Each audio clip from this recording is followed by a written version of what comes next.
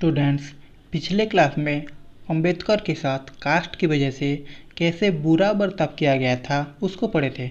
Students, let us now know more about doctor B R Ambedkar. Doctor B R Ambedkar is considered the father of the Indian Constitution and is also the best known leader of the Dalits. Doctor Bhimrao Ambedkar को father of Indian constitution या भारतीय संविधान के पिता कहा जाता है और वो दलित लोगों की लीडर भी हैं। डॉक्टर अंबेडकर ने दलित कम्युनिटी के लोगों के लिए लड़ाई करे थे। He was born into the Mahar caste which was considered untouchable. वो मोहर कास्ट में जन्म हुए थे जिनको अनटचेबल माना जाता है। मोहर लोग ज़्यादातर पुअर होते हैं, मतलब वो बहुत गरीब होते हैं, उनके पास लैंड नहीं होता और पेरेंट्स जो काम करते हैं वही काम बच्चे भी करते हैं। मोहर लोग गांव के बाहर रहते हैं, उनको गांव में प्रवेश करना अलाउ नहीं होता। Students, Dr. Ambedkar was the first person from his caste who completed his college education and went to England to become a lawyer. Doctor Ambedkar उनके कास्ट का पहले पर्सन थे जिन्होंने कॉलेज एजुकेशन कंप्लीट करे थे और एक लॉयर या वकील बनने के लिए इंग्लैंड गए थे। उन्होंने दलित लोगों को एनकरेज किया था कि अपने बच्चों को स्कूल और कॉलेज भेजें। उन्होंने कहा कि हर तरीके की गवर्नमेंट जॉब्स में जब तक दलित नहीं जाएंगे तो वो कास्ट सिस्टम से बाहर नहीं निकल पाएंगे। Students, doctor Ambedkar led many efforts of Dalit to gain entry into temples. उन्होंने टेम्पल एंट्री मूवमेंट स्टार्ट किया कि सारी दलित को मंदिर में जाने की अधिकार होना चाहिए।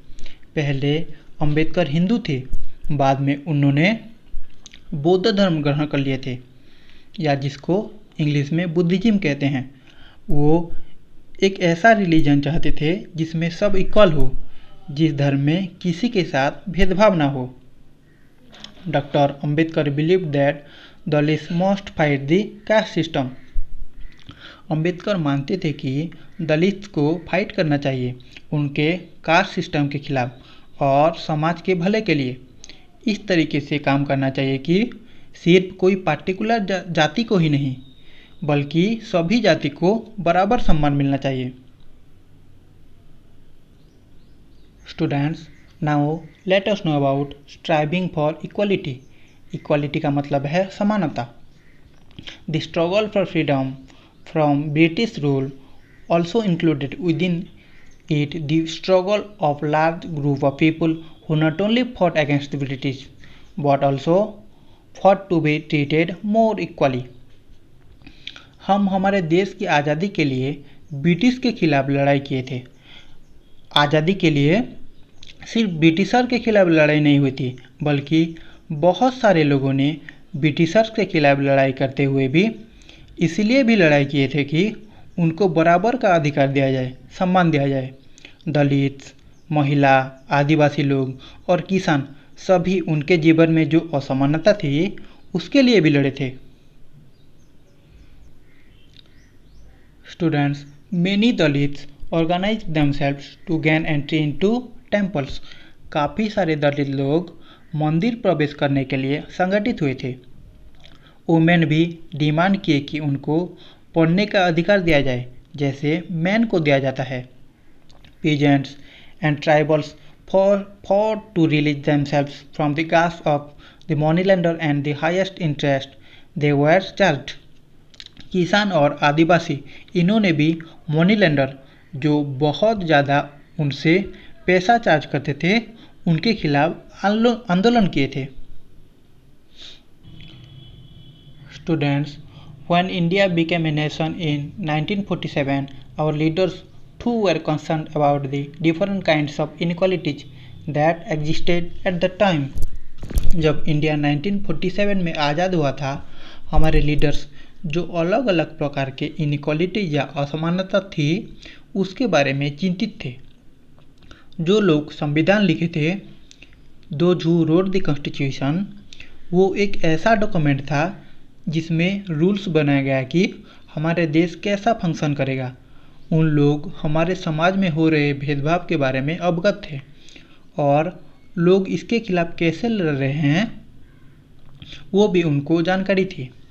बहुत से लीडर्स दलित लोगों की अधिकार के लिए लड़ाई करे थे, उनमें से डॉक्टर B.R. अम्बेडकर एक थे। Students, leaders set out a vision and goals in the constitution to ensure that all the people of India were considered equal. उन लीडर्स ने एक विजन रखा, एक गोल रखा कि हमारा जो कॉन्स्टिट्यूशन होगा वो ये इंश्योर करेगा कि हमारे देश की सभी लोग इक्वल होंगे। इक्वालिटी या समानता सभी लोगों को मिलेगी। इस इक्वालिटी की वजह से इंडिया के सभी लोग एकजुट हो सकेंगे, सभी लोगों के पास समान अधिकार और सुयोग होंगे। Untouchability is seen as a crime and has been legally abolished by the law. Untouchability या छुआ भेदभाव को संविधान में एक क्राइम माना गया है और इसको कानून से उठा दिया गया है।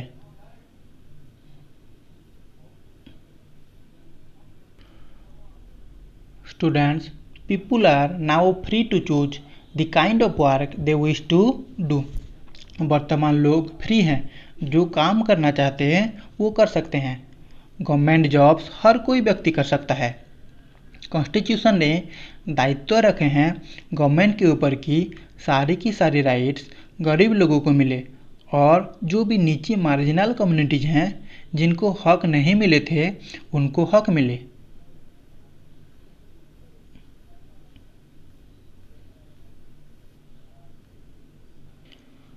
Students, the writers of the Indian Constitution also said that respect for diversity was a significant element in ensuring equality.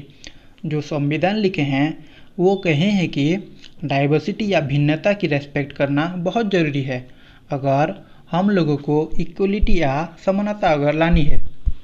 उन्होंने अनुभव किया था कि लोगों के पास हक होना चाहिए कि वो जिस धर्म को फॉलो करना चाहते हैं उसको कर सकें, जो भाषा बोलना चाहे वो बोल सकें, अपने फेस्टिवल्स या त्यौहार अच्छे से मना सकें और फ्रीली जो बोलना चाहते हैं वो बोल सकें। उन्होंने और भी कहा था कि ना ही सिर्फ एक भाषा, धर्म या त्यौहार सबके लिए फॉलो करने के लिए कंपलसरी होगा। उन्होंने कहा है कि गवर्नमेंट सभी धर्म को बिल्कुल बराबर ट्रीट करना चाहिए। Students, India became a secular country where people of different religions and faiths have the freedom to practice and follow their religion without any fear of discrimination. Bharat एक सेकुलर कंट्री है, मतलब एक धर्म निरपेक्ष राष्ट्र हो गया है। इसका मतलब इंडिया कोई भी एक धर्म को नहीं मानता। हमारा देश का कोई भी धर्म नहीं है, हम सभी धर्मों को बराबर मानते हैं। सभी धर्म, सभी फेथ, हर किसी का बराबर सम्मान होगा। हर किसी के पास पूरी स्वाधीनता होगी, बिना किसी भेदभाव, बिना किसी डर से कि वो अपने धर्म को फॉलो कर सकें। ये एक इम्पोर्टेंट एलिमेंट है हमारी यूनिटी या एकता की, इसीलिए हम लोग सब साथ एकजुट रह पा रहे हैं। Students, You can see some members photos who wrote the Constitution of India. ये उन मेंबर्स का फोटो है जो हमारा कॉन्स्टिट्यूशन लिखे थे। Students, inequalities exist even today. ये जो आइडियल्स हमारे कॉन्स्टिट्यूशन में लिखी गई है, हम लोग इस चैप्टर में देखा कि इनइक्वालिटी या असमानता कैसे आज भी हमारे समाज में देखने को मिलता है। इक्वालिटी एक ऐसी वैल्यू है जिसको हमें कोशिश करनी चाहिए कि हम इसको आगे लेकर के बढ़ते रहें। वो ऐसी नहीं कि ये एकदम से आ जाएगी। People struggles and positive actions by the government are necessary to make this a reality for all Indians. लोगों की लड़ाई और गवर्नमेंट का पॉजिटिव एक्शन बहुत ज़रूरी है कि सबको इक्वलिटी मिले। सबको समान सुविधा और सुयोग मिले। तो students, now you can see the preamble of our constitution. The preamble of our constitution start with the words with the people of India. You can remember this.